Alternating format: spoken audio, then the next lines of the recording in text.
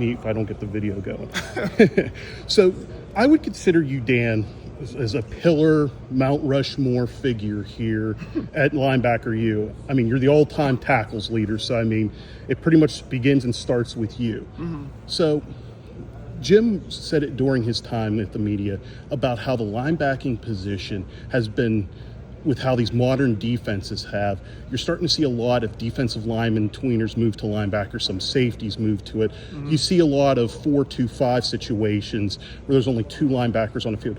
As linebacking coach, as someone who's been here, give the fan of Penn State what the evolution of the linebacking position is with this new philosophy. Well, I mean, right now, linebackers are significantly more athletic than what they were back then, where you could have, 240-pound, 250-pound guys. The reason that safeties can convert to it, or, athletic edges, high school kids who can run, convert to it, is you're in space a lot more in the game now. So with all that space, how big and strong you are and downhill you are isn't as important as how athletic you are. You can run, you can change direction, you can cover a tight end in space, you can cover a running back in space, because offense coordinators are so good. I mean, they're going to isolate every guy and dink off an easy throw, but be able to create a ton of space, for that running back, that tight end to make a play. You really have to be athletic and fast at linebacker now. So you brought up that good point when it was the 250-pound backers. Yeah. We were playing in a telephone booth, essentially. Now it's, you're using all 53 and a third across. So when you look at the guys that are coming in, like LeVar too, and a lot of the younger guys, where do you feel they're at in picking up where your philosophy is for linebackers and schematic point of view? I mean, schematic always takes, freshman time. Coming in, learning the college system isn't easy. Physically, the freshmen, the three we brought in are impressive. I mean, they can all run. They have size, but they can run, and they're quick, and good foundational fundamentals and knowledge of football. So they're all three in a really good spot, I would say. From the athletic standpoint, it's the playbook. And it's then the playbook versus competitive, an offense, and then in front of 100,000 people. There's different stages to it. They're in stage one of, can they master what we're putting in?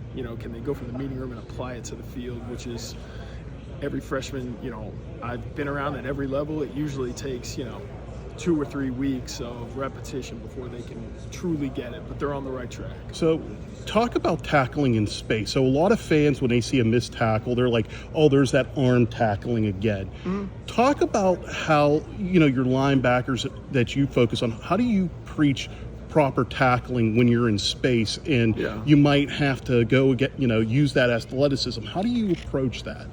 Leverage is the number one thing. I mean, you'll always have a leverage on the ball that you're responsible for, or just based on how the play sorted out. So whatever leverage you are, we try to keep them on that side of the ball carrier. So if I got to keep them on my inside pad, it's open field tackle, but there's 10 other guys who should be in pursuit. As long as I can keep them on my inside pad, make it or miss it, I want to send them back to where my help is. So that takes a lot of the pressure off of an open field situation where you might think you're the only person on the field, but Coach Knowles and a lot of defenses are schemed where there's going to be help coming from a direction. So that's the first portion, leverage, and then teaching wise, I mean, we just teach it's got to be a dead sprint to take all the air out of it, and we tackle low, we'll tackle legs. So we go shoulder pads on the thigh boards, and try to just kill the engine, kill the motor of the ball carrier.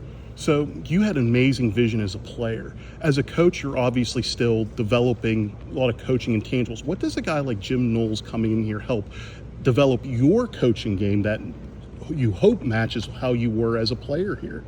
There's a lot of different aspects. I mean, schematically, I don't know if there's anyone better I've ever seen defensively. So, I mean, the amount of scheme and creativity has been, really impressive, and a learning experience at the highest level, almost getting a doctorate in football, on the defensive side.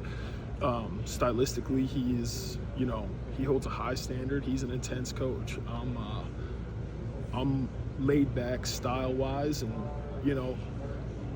very different approaches that we have, but there's definitely a guy with that experience who's been coaching a long time and done it at a high level that I could learn to be able to mold, the best way to get the best out of the players and, push them. So whether it's scheme or whether it's style, I mean, there's so much to learn, and, good thing we spend 16 hours a day together for 6 months straight right now. It'll be a really good learning experience. Last one. What has Amari Campbell's addition meant to your room? Yeah, it's a veteran presence, a guy who's done it at a high level. Really, really good film at North Carolina, and he fits the culture here, and he knows how to handle himself like a pro. It's always a risk, if you go in the transfer portal, is it going to fit? Is it going to fit on the field, off the field? I mean, it's been such a good fit. He's just a Penn State guy, and you kick yourself, I looked at my grade on him when he was coming out of high school, and I loved him coming out of high school, and you kick yourself, oh man, we should have got him earlier, but he's been mature. He works hard. He's respected, and first 2 days have played really well. I mean, it's shown why he was so good at North Carolina. Thank you for your time, Dan. Yep, absolutely.